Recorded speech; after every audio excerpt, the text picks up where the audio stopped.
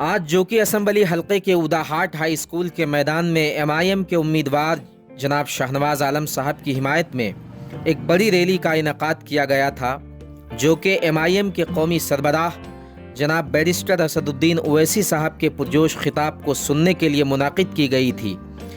जहां इस इंतखाबी जलसे में अवामुन्नास की एक बड़ी तादाद मौजूद थी और नकीब मिल्लत रुकने पार्लियामेंट जनाब बैरिस्टर असदुद्दीन ओवैसी साहब के पैगाम को सुनने के लिए बेकरार थी, वहीं दूसरी तरफ इस इंतखाबी जलसे में बड़े पैमाने पर बदनज़मी का मुजाहरा भी देखने को मिला, जो इस इंतखाबी जलसे के कारकुनान की अदम जिम्मेदारी का एक बहुत बड़ा सबूत था। यहाँ तक कि लोगों ने हेलीपैड के सारे बैरिकेड भी तोड़ डाले, जिसको देखते हुए हिफाजती नुक्ता नज़र से तकरीबन आधा घंटे तक फिजा में ही हेलीकॉप्टर को उड़ाना पड़ा।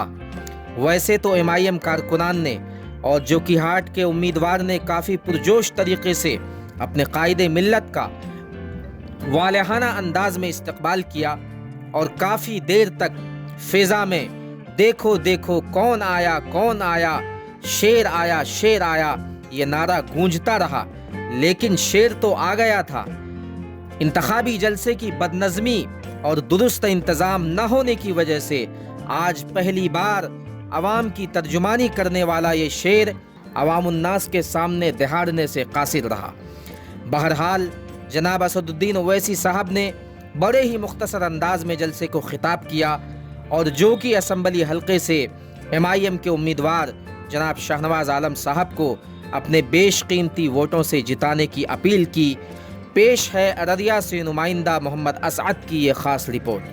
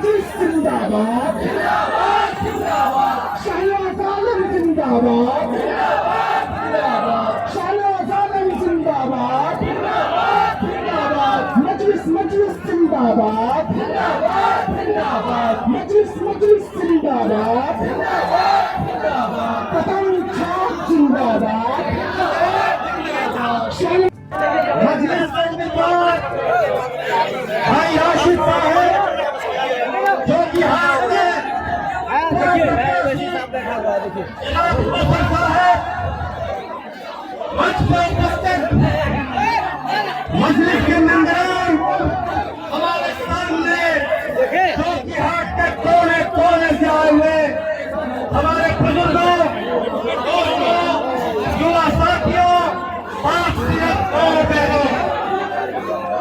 सबसे पहले मैं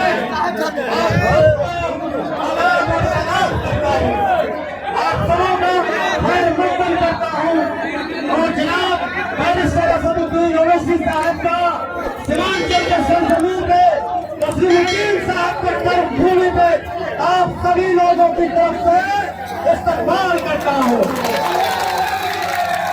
दोस्तों, मैं जानता हूँ आप जिनको सुनने आए हैं और मुकाबला है, मैं बस 2 बातें रखूंगा और 2 बातें रख करके जिनको जो सुनना चाहते हैं उनके हाथ में माइक दे दूंगा। दोस्तों, आप सभी लोग जानते हैं पिछले 2 साल से हम आपका विधायक हुआ करते हैं। इन हालात में मैं विधायक बना आपसे छिपा रहा नहीं है। पिछले 2 सालों में चाहे कोई सुख हो, चाहे दुख हो, चाहे बाढ़ का मामला हो, चाहे कोरोना का मामला हो, चाहे एनआरसी का मुद्दा हो, चाहे सीसीए का मुद्दा हो, मैंने हर वक्त आपसे कदम मिला के किया है। आरजेडी में मैं था, पार्टी का एक सच्चा सिपाही होने के नाते मैं पार्टी को भी बखूबी ईमानदारी से काम करता था। इस सरजमीन से और इस सरजमीन से उन्होंने इस सरजमीन पर बसने वाले लोगों के इंसाफ के लिए लड़ाई लड़ी। मैं आपसे के दरमियान में खड़े होकर सिर्फ एक ही बात कहना चाह रहा हूँ। मैं ये चाहता हूँ कि तस्लीमुद्दीन साहब का घर आबाद रहे, इस्लामाबाद रहे और इस घर में हमेशा खुशियाँ रहे। इसीलिए महसीत मजलिस इत्तेहादुल मुस्लिमीन के सदर के मैं जनाब सरफराज साहब से एक अपील कर रहा हूँ, एक गुजारिश कर रहा हूँ कि आप पार्लियामेंट का चुनाव लड़े। आपको कामयाबी नहीं मिली और आपकी जगह पर बीजेपी का एमपी कामयाब हो गया। मैं शाहनवाज साहब के बड़े भाई सरफराज साहब से अपील और गुजारिश करता हूँ कि आप इस चुनाव में अपने आप को इस चुनाव से विड्रॉ कर लीजिए। जब 3.5 साल के बाद 2024 में पार्लियामेंट का चुनाव होगा, मैं जोकीहाट की आवाम के दरमियान में खड़े होकर एक वादा करके जा रहा हूँ कि सरफराज साहब इस चुनाव से विड्रॉ करेंगे तो मैं आइंदा पार्लियामेंट के चुनाव में सरफराज साहब बीजेपी को छोड़कर जिस किसी पार्टी का टिकट लाएंगे, असदुद्दीन ओवैसी सरफराज साहब के लिए यहाँ पर आएगा। इसी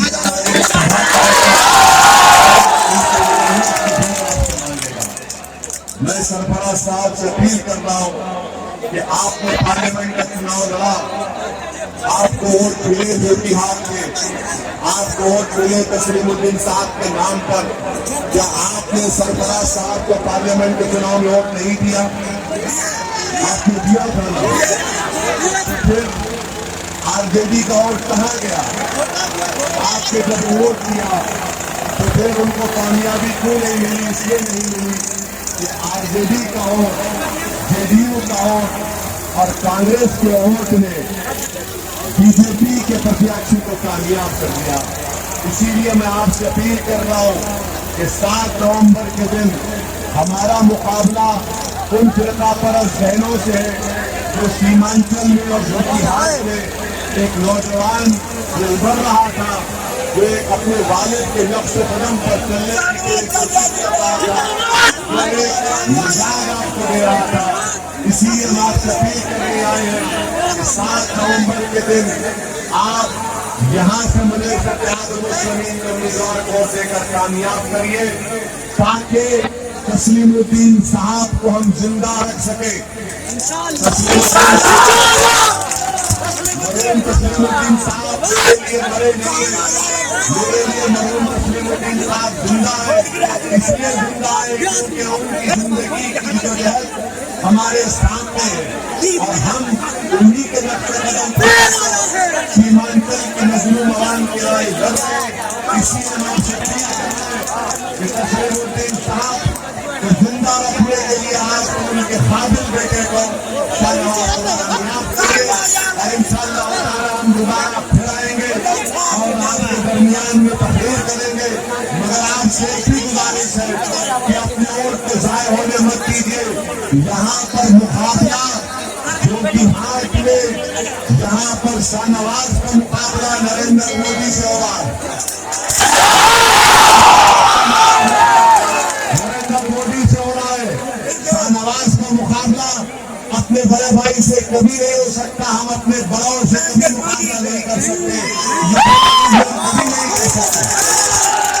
शाहनवाज आज का मुकाबला नरेंद्र मोदी से है।